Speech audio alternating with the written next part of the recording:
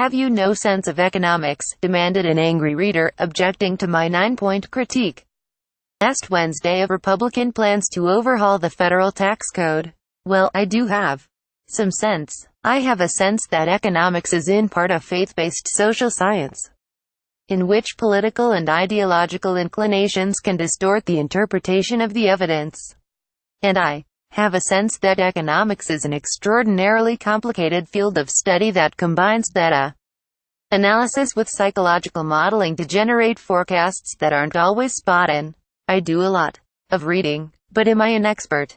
No. It happens, though, that actual experts tend to share my skepticism about the hastily conceived tax scheme the GOP is going to try to ram through Congress on purely partisan votes in the next few weeks.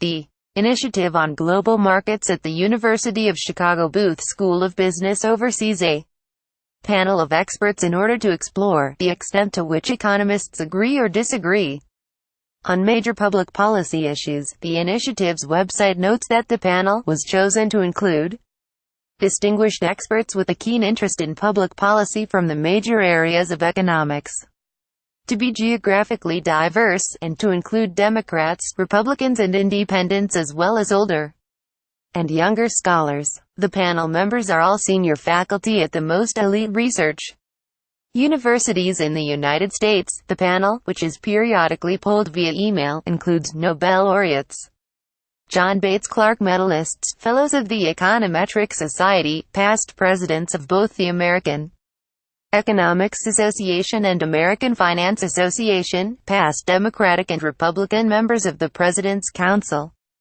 of Economics, and past and current editors of the leading journals in the profession. 38 of them responded recently to 2 10-year predictions based on the rough outlines of the ever-shifting Republican plan to permanently and dramatically cut business taxes while temporarily cutting personal taxes. Point 1. By 2027, the plan will result in a substantial increase in the U.S. gross domestic product. Only 1 expert agreed, while 22 disagreed and 15 expressed uncertainty. Point 2.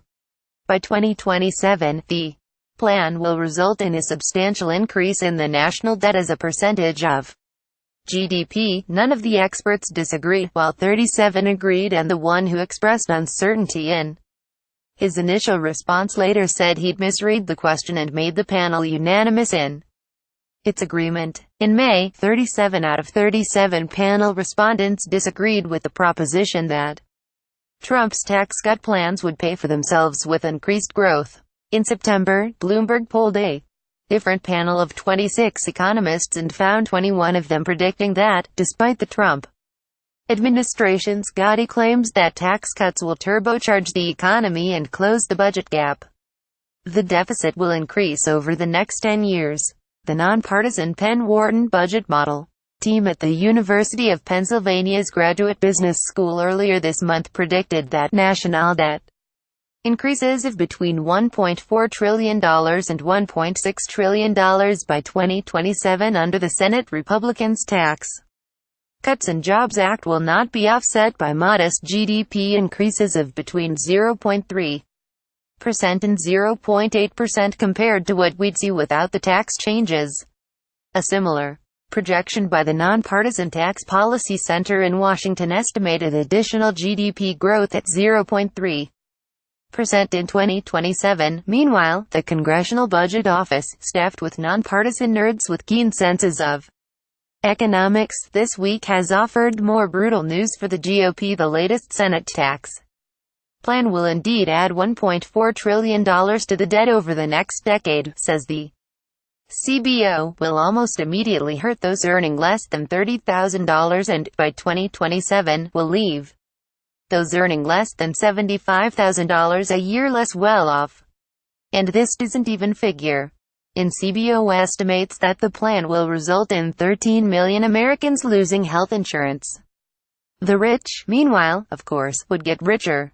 Bruce Bartlett, director of the Joint Economic Committee of Congress under President Ronald Reagan and one of the architects of supply-side economics, now acknowledges the folly of his ways. Virtually everything Republicans say about taxes today is a lie, he wrote in a USA Today op in September. Tax cuts and tax rate reductions will not pay for themselves. They never have. Republicans don't even believe they will. They are just excuses to slash spending for the poor when revenues collapse and deficits rise. It doesn't require a specialized sense of economics to see who's going to get hurt most should these hastily considered, donor-driven Republican fantasies become law. Just a little common sense. EricZorn@gmail.com, Twitter @EricZorn.